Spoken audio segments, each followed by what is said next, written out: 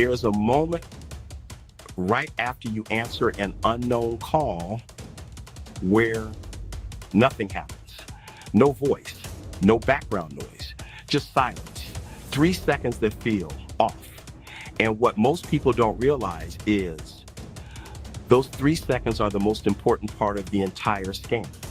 Because in that silence, they're not waiting on you. They're deciding if you're worth targeting. I want you to picture this. A retired service member, let's call him Harris, spent 22 years in uniform, structured life, clear rules. You know who the enemy is. But now, civilian life is different. No uniforms, no chain of command, and the threats don't look like threats anymore. They sound polite, professional, sometimes even helpful. Harris gets a call, unknown number. He answers. Silence. Then a voice, hello, can you hear me? That one sentence cost him $4,000 over the next 3 days. Not because he was careless, because the system he trusted, phones, caller ID, even his own instincts had already been studied and exploited. And here's the uncomfortable truth. This isn't random. It's engineered. Most people think scammers stay silent because of bad connections or cheap call centers. That's not it. And it's definitely not random. That silence is intentional. It's a filter. Because scammers today aren't just dialing numbers, they're running systems. Automated dialers blast thousands of calls at once. But here's the catch. A real human scammer only gets involved after you pass a test. That test? Your reaction to silence. If you hang up quickly, you're marked as low value. If you say hello twice, maybe 3 times, now you're engaged. Now you're patient. Now you're worth handing off to a real operator. And once that happens, the game changes. Let me show you how this actually plays out. There was a pattern observed in thousands of scam calls, especially targeting veterans and older adults. Step 1, mass dialing. Step 2, silence detection. Step 3, human takeover. But here's the part nobody talks about, the tone shift. Once a real person comes on the line, they don't rush. They mirror you. If you sound cautious, they sound respectful. If you sound confused, they become helpful. I've listened to recordings where scammers spent 15 minutes building trust before even mentioning money. 15 minutes. That's not desperation. That's discipline. And honestly, it reminds me of something. In the military, you're trained to observe before acting. They're doing the same thing, just for the wrong reasons. So what's actually happening in those 3 seconds? Here's the mechanism most people miss.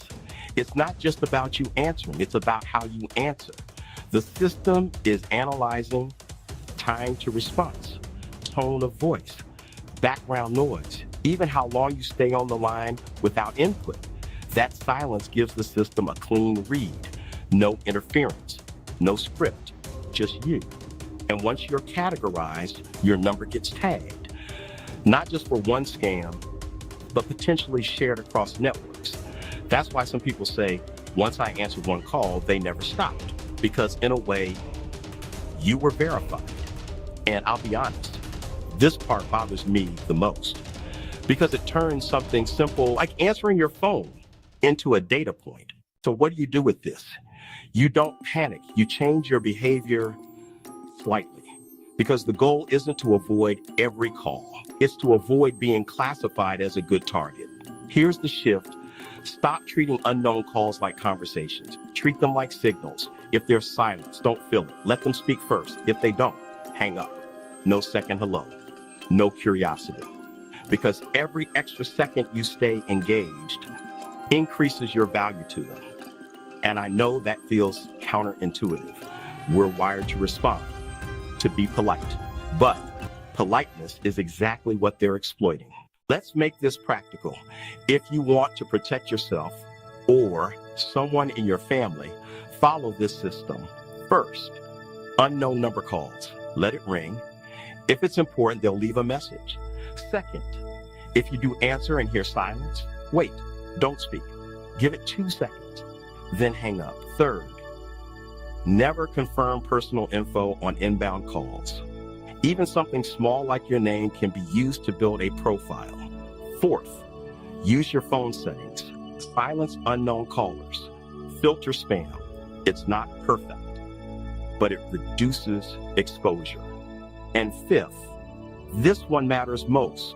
Talk about this with people who might not know, because scams don't just target weakness, they target isolation. This isn't going away. If anything, it's getting more sophisticated. AI voices, spoof numbers, even calls that sound like people you know. So the long-term mindset isn't fear, it's awareness. You don't need to understand every scam. You just need to recognize the patterns.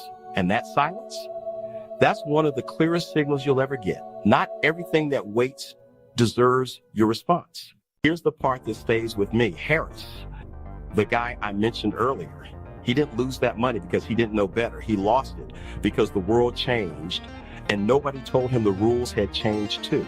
So now I'm telling you, and maybe more importantly, you can tell someone else. If this helped you even a little, hit subscribe. We're building this channel to support and feed veterans who've already given more than most people ever will. And before you go, answer this. Have you ever stayed on the line during that silence? And what happened next? Because your story might be the warning someone else needs.